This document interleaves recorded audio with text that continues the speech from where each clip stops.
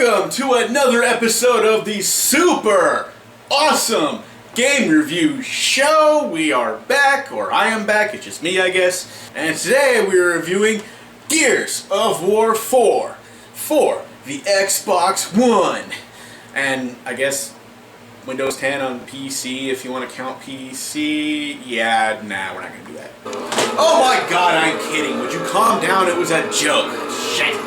So, 25 years has passed since, the Gears and everybody finally put a stop to the Locust.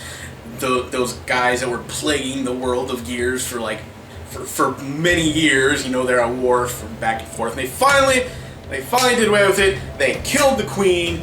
They wiped out all the Locusts, except that they didn't, and then about a quarter century later, they all decided to just come back. They're like, yeah, we're fuck you, we're not actually dead, we're just sleeping or some shit like that. But of course, this time, Marcus Phoenix's son, JD Phoenix, has now takes the mantle of being the lead of a ragtag bunch of people who are taking their fight to the new enemy, which is more or less an offshoot of the Locust. They're referring to him as the Swarm. Same basic principle, they just have it slightly different mutation and stuff like that. So yeah, that's what's going on there. That's pretty much basically the main story of Gears of War 4 is the threat is back, and the new group of heroes and some returning ones decide to once again take up their guns and take the fight to the new enemy. Gears is back with a mostly brand new cast of characters, but the gameplay for the most part remains mostly the same. It's definitely the cover shooter you remember with very little variation. That being said, it's still the mindlessly fun third-person shooter that it's always been, and that's not necessarily a bad thing. So yeah, I wouldn't go as far as say that the Gears of War franchise has been the most complicated of third-person shooters. I think it's a pretty fun game and stuff like that. I had fun with it. Like I said, I've never originally played the original Gears of War. I didn't have an Xbox 360, and I had no interest. But just for the hell of it, since I had an Xbox One at the time, I went and got the Ultimate Edition of the first one, and then played the series. I haven't played Judgment yet, but yeah, don't judge me for that. I'll get around to it. But, I played the main series, and I pretty much got into the series. I did like the story and stuff like that, and the gameplay. Think of it like this. Some people may or may not agree with me on this, but I see Gears of War is kind of like, and don't shoot me when I say this, I think it's kind of sort of close to a beat 'em up. Now, hold on before you throw sticks and shit at me. Just hear me out here. It's like, you're basically, you fight some enemies, you go further a little, you fight more enemies, and you just keep going until you get to the end. Now, a lot of people might see like Gears of War series and be like, that's stupid or something like that. But then they say the same people that praise beat 'em ups, and it's kind of the same thing. So yes, I'm making a slight little bit of a comparison between Gears of War and a beat 'em up. But before you go hitting the fucking dislike button or some shit like that, just go with that. Okay, I'm not saying it's just a good way to look at it. Because you're looking at basic gameplay that's just kind of fun. It's fun, it really is. But that's basically what you're looking at here. The only difference is there's definitely more boss fights in beat 'em ups than there are in Gears of War, because there's not really a lot of boss fights. But hey, just saying. One major new thing is the fort defense battles, for lack of a better term. Here, you set up defenses as you fight off waves of enemies to try and survive the attacks in rounds. This is more of an in-game version of the online horde mode. The defense battles are a fun new addition, but it seems they drag on longer than they should. And again, that might be more of a personal skill thing than an in-game problem. I think it was a good thing to add that in as sort of put some more variety of gameplay in this kind of game. Because, like I said, it's basically you go from A to B and just kill everything in your way. But I think it's a fun way to add something new. And it's basically, like I said, that is horde mode on online, and so they kind of do a lighter version of this in game. So this way, if you want to go online and play horde mode, you have a good sense of where it goes. It's kind of neat that you can build the defenses. I don't know how you get the points to unlock these things. It's really weird. I don't see anything that counts the points that you use to make the weapons you need for defense. I don't know where that came from. I really don't. I didn't see it, but hell, it was there, and I guess it just depends on how fast you kill the enemies or something like that. But yeah, it's pretty neat. It happens a few times during the game, but I'd say about 3 times total you have to deal with this, so it's not like oversaturated and stuff like that. So it's not bad. I thought it was a pretty neat inclusion to help like make the game a little more, give it a little more variety from its predecessors. New weapons are added to the game, but there's not really much of a difference between most of them. So yeah, there's the new weapons in there, but a lot of them pretty much do the same thing. They just like rapidly fire and stuff like that. You got your main stage, you got your Lancer, you got the Retro Lancer, you got your National Shotgun, which is more effective online than actual playing in the game, and stuff like that. You got some new ones like more like technical weapons and stuff like that, more like futuristic looking type weapons and stuff like that. One of my new favorite weapons though was definitely the Buzzkill, which is it's a really awesome weapon that shoots like these it shoots razor blades, and if you do it right, you can get pretty deadly with those things. You gotta be careful though, because that shit can actually bounce back and hit you. That kind of pissed me off when I do that. But yeah, I also got like the drop shot. They had something similar to that, like from Gears of War 3, only the thing went underground and popped up. This kind of has the opposite effect, where you shoot it and it like travels and then it like falls on the enemy, but you gotta like be like really precise with that thing. So it takes some. I didn't really use it a lot because I just could not get it to work the right way, but it was still a pretty cool weapon. So it's nice to know they got some new stuff in there. That wasn't too bad. The characters are as interesting as ever, and that classic comedic banter between them is as great as ever. Again, they have that action movie type chatter between them that gives it a rather human feel. And that has been like my favorite part of the entire Gears series, is just the banter that happens like between cutscenes and when you're like running around in the field doing your battle and stuff like that, the interaction with each other. It's almost like, you know, it makes you feel like it was like they're actually going through that at that time, instead of just a bunch of people sitting in a recording studio and just like sounding off their lines when need be.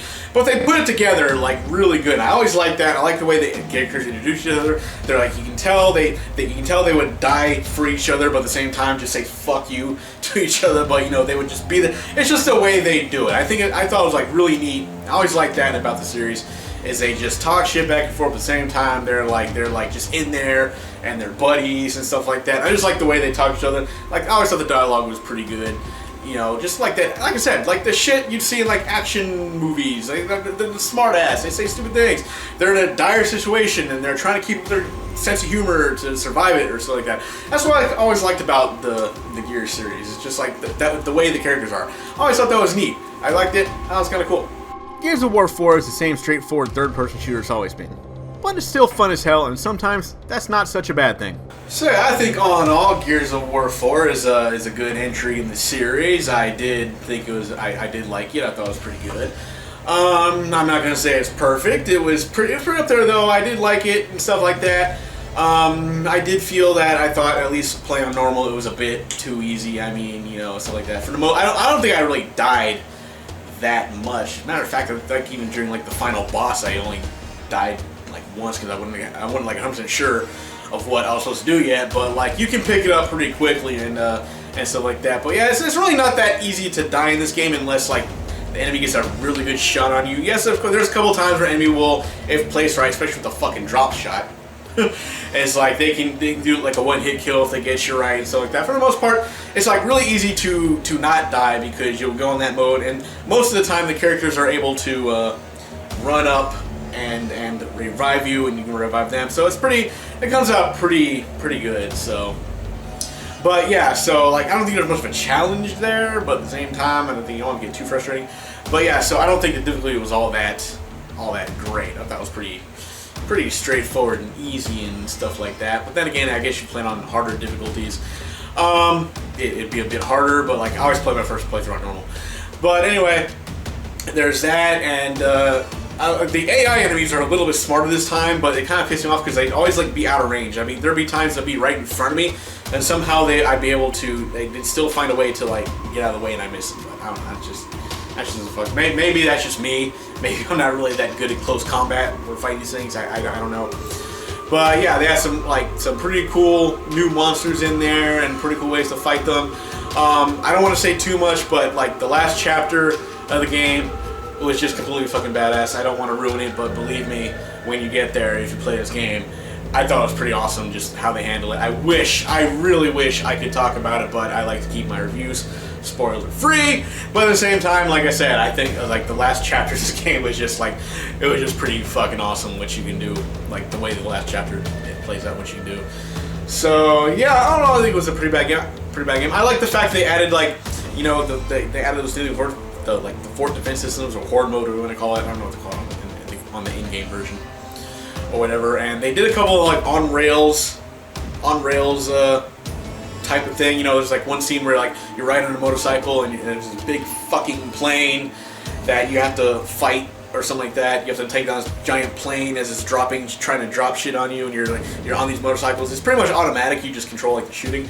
But I thought that was pretty cool too. It's just like a really cool scene. They had a lot of cool scenes in here too that you can actually play through and stuff like that, especially some of these on rails things. So they sort of had something like that, and I think Gears of War 3 when you're on the ropes. Like, it's sort of being when you're on the ropes and you're like fighting. It's kind of close to that, but it's better this time. You're like, it's really cool, and I like the way it presented. Like I said, the character's pretty cool. The graphics were pretty good. You can tell though that there's more graphical power in the cutscenes than the actual gameplay. I mean, it was like toned down just a bit when you're playing the actual game as opposed to the cutscenes, but like it came together like smoothly. Like it'd go right, it transitioned smoothly right to a cutscene with like the updated look and everything like that. So it's not like you had to wait for like a load time or something like that for the CG to kick in or that. It just like I said, flawlessly went into the cutscenes and stuff like that. So overall, pretty decent game. I would go ahead and give this game a B+. I had a lot of fun with it. It's a bit short, but I don't think you really expect a game like this to be that long. I think they're kind of hoping that like the playthroughs will come more in like in the online mode and stuff like that. I have yet, to be honest with you, have not tried really the online mode that much. The closest thing I played online is when the beta came out, and I played that versus mode, but I don't know. So we'll see. If I decide to ever do anything about the online, I might do like a separate review of that. I don't know. Like I said, I played the game so far as the campaign mode, and I enjoyed it. I thought it was pretty damn good. So yeah, if you have an Xbox One and you like Gears of War 4, I think you should definitely give this game. And if you don't, then I don't know. I guess you really wouldn't have an Xbox One if you have no interest in Gears of War 4. But then again, there are some people that have an Xbox One but don't give it. I don't know. It's weird. But anyway, definitely give the game a try. Even if you don't like this series, give it a shot. You might like it. I don't know. I can't read your fucking mind, but whatever. So yeah, like I said, pretty overall decent game. I liked it. I can't wait. I'm sure one day there will be Gears of War 5. Probably a few years down the road. Probably be on the Xbox, whatever. I don't know if they're going to make any more Gears of War games for the Xbox One, considering how the Xbox One's lifespan may or may not be that short. I don't know. So we'll see. Anyway, like I said, another episode of the Super Awesome Game Review Show. That was kind of stupid. I don't know why I did that. Anyway, I'll see you guys next time.